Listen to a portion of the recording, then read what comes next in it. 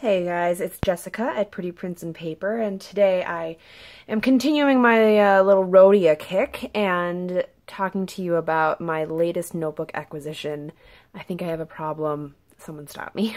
But I just got this Rhodia in the mail, and if you know, I love my Rhodia notebook, and the big bummer about it is that it only comes in black and orange. So they're classic colors, and that's great for them. As someone who loves jewel tones, sad for me. So I think a lot of times that's why people choose Moleskine or the Leuchtturm notebooks, is because there's so many different beautiful colors. So that's the one drawback that I've experienced. So I've been looking for the moment that Rhodia had colored dot grid notebooks. So I stumbled upon this on Twitter actually, and someone told me about this UK store called Bureau Direct, where they had Rhodia dot grid notebooks, and I was like, all right, let me check that out. So here it is, and I'm going to just walk you through it, do a quick little review, comparison, and let you go for the day. So,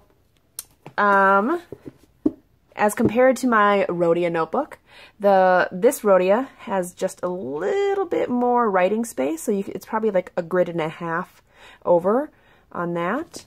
And this is a soft cover, so the same way that the Rhodia has this really soft, kind of plush cover. It's not just straight like plastic or anything. It's soft and lush to the touch, and it comes in I think like 5 or 6 different color combinations. So there's like a purple one, there's another light blue one that you've seen Kim Tiny Ray of Sunshine use. There's another pink, a yellow, I think an orange. So you'd have to double check on the colors, but there's always a color cover and then an elastic band that's a different accent color, which is kind of fun. So almost the same size. There's 80 sheets of paper, which means that it's 160 pages, which is actually the same number of pages as in the hardcover. So that's kind of cool that you can kind of slim down a little bit, but still get the same number of pages.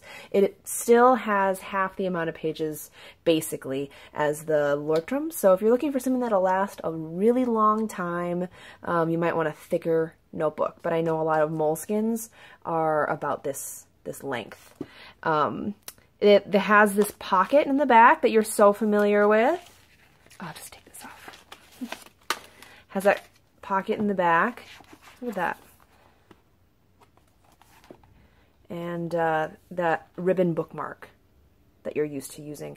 It only has one, and I know that other notebooks have multiple, so that if that's something that you care about, consider that. Has that pop of color, and again, no details like the page numbers or anything, but just beautiful ivory pages. And I wonder how the color compares to the regular Rhodia. It's about the same. I think actually it's a little, yeah, it's about the same. Still that Clairefontaine 90 grams per square meter, so thick, and it'll take to pens really, really well. So I'll just quick right in the back. This may not be new news to people who are familiar with the Clairefontaine paper, but for folks who haven't seen it before, first I'll use this fine liner, a micron.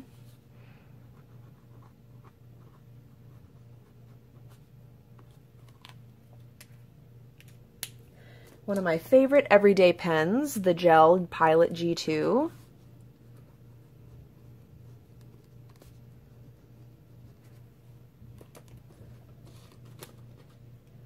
The new popular Inkjoy gel pens in a 0.5.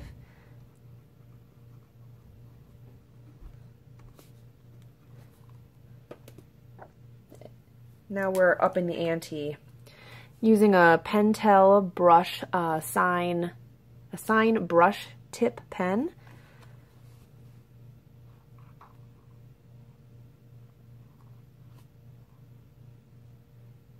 I sometimes will write sketch notes and use different pens to add emphasis on headers, so I like to know if paper holds up to at least that kind of a gel pen.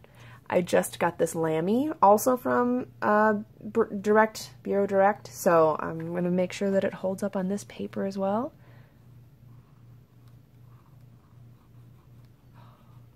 God, that ink is just gorgeous. And that is a fountain pen ink. And then the last that I don't know what I expect, a Tombow dual brush pen.